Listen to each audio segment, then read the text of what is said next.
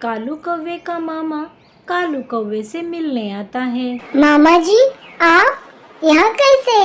अब मेरा मतलब है बिना बताए। क्यों?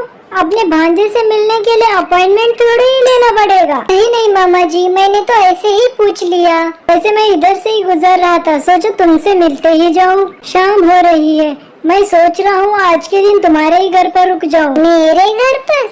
मेरा घर तो टूटने की कगार पर है मामा जी। तुमने खुद के लिए घोंसला नहीं बनाया? सोच रहा था सर्दियों के दिनों में बनाऊं, लेकिन मुझे पता है तुम नहीं बना सकते, क्योंकि तुम मेरे ही भांजे हो, इसलिए। वैसे मैं भी आलसी, तू भी आलसी। वैसे यहाँ पर किसी कमजोर पक्षी का घर है क्या? है ना मामा जी, चिड़िया का घर है पास ही में। मैं तुम्हें एक बात बताता हूँ, ध्यान से सुनना। और फिर कालू कौवे का मामा कालू कौवे के कान में कुछ बात बताता है। लेकिन मामा जी, अगर उस चिड़िया ने शोर मचाया तो? तुम फिक्र मत करो, जब तक तुम्हारा मामा तुम्हारे साथ है कोई भी तुम्हारा बाल भी बांका नहीं कर सकता। फिर कौवा और कौवे का मामा चिड़िया के घर की तरफ उड़ते हैं। कालू कौवा चिड़िया के घर पर दस्तक देता है। कौन है बाहिर? कालू कौवा, चिड़िया बहन, जल्दी से बाहर आ जाओ। क्या बात है कालू कौवे?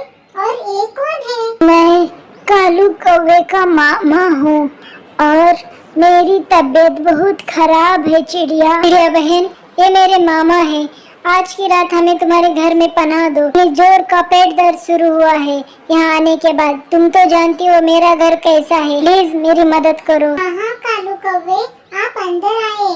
एक पड़ोसी ही दूसरे पड़ोसी के काम आता है। आइए आइए। फिर चिड़िया कालू कौवे के मामा को पेट दर्द की दवाई देती है। अब मुझे थोड़ा आराम आ रहा है। चिड़िया बहन, मैंने सुबह से कुछ नहीं खाया है, भगवान के लिए कुछ होगा तो मुझे दे दो। चिड़िया कालू कौवे और उसके मामा को खाने के लिए अनाज के दाने देती है। चिड़िया देख रही थी जिस पक्षी को इतना पेट दर्द है वो इतनी आसानी से खाना कैसे खा सकता है। फिर वे सब सो जाते हैं। अगली सुबह चिड़िया उठती है। अबे भैया, चले हम अनाज ढूंढने चलते हैं। नहीं भांजे, मेरा पेट दर्द बहुत बढ़ रहा है, तुम मत जाना अनाज ढूंढने के लिए। चिड़िया बहन, मेरे मामा का पेट दर्द बढ़ रहा है, क्या तुम हमारी मदद करोगी? क्या तुम पास वाले जंगल में जाकर कबूतर से मेरे मामा के लिए पेट दर्द की दवाई लेकर आओगी? क्योंकि मुझे उस वैद्य का घर पता नहीं है और एक पड़ोसी ही दूसरे पड़ोसी के काम आता है। चिड़िया वहाँ से उड़ जाती है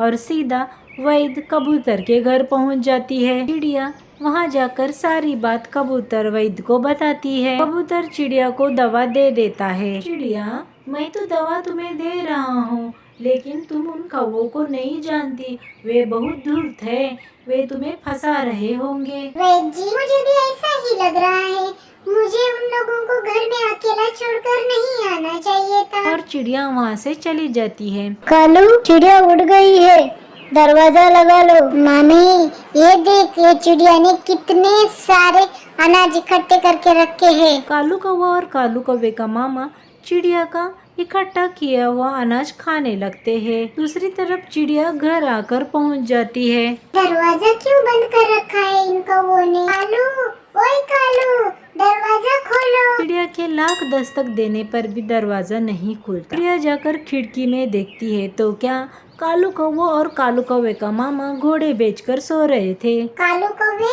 कालू कौवे, क्या बात है चिड़िया, इतना शोर क्यों मचा रही हो मेरे घर के सामने? तुम्हारा घर? क्या बात कर रहे हो कालू कौवे, तुमने पी रखी है? वही तो कह रहा है मेरा भांजा, ये मेरे भांजे का घर है। मामा जी, आप भी, मुझे तुम लोगों पर यकीन करना ही नहीं चाहिए था। सीधे सीधे मेरे घर से निकलो, नहीं तो मैं शोर करके सभी को बुलाऊंगी। हमें निकालोगी? हमें? जाओ चिड़िया, ये भी प्रयत्न करके देख लो। चिड़िया का शोर शराबा सुनकर वहाँ पर तोता और मीनू आ जाती है। क्या बात है चिड़िया, क्यों रो रही हो तुम? फिर चिड़िया सारी बात तोते और मीनू को बता देती है। तोता कालू कौवे से कहता है, ए दुष्ट कौवों, चले जाओ यहाँ से, तो तुमने चिड़िया का घर ले लिया है। ओए लाल चोंच वाले तोते, तेरी तोतागिरी दूसरी जगह कर ले, फुट ले यहाँ से, नहीं तो मार खाएगा तू। देखो ये सब ठीक नहीं है कौवो, तुम चिड़िया का घर उसे वापस दे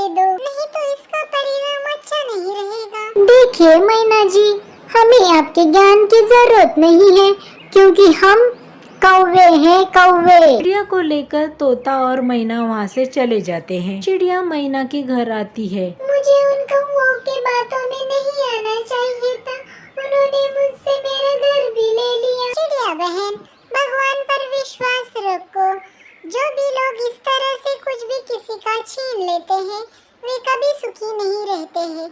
देख लेना तुम चिड़िया। रात हो जाती है और जोर की बारिश शुरू हो जाती है। चिड़िया, तुम फिक्र मत करो, कल सुबह हम फिर से तुम्हारे घर की तरफ जाएंगे और देखते हैं कुछ हम कर सकते हैं क्या। अब तुम सो जाओ चिड़िया, कितना रोओगी। अगली सुबह चिड़िया और मैना चिड़िया के घर की तरफ आते हैं और देखकर तंग रह जाते हैं। रात भर तेज बारिश की वजह से चिड़िया का घर जिस पेड़ पर था वह पेड़ टूटकर जमीन पर गिर चुका था और चिड़िया का घर उस पेड़ के नीचे दब चुका था।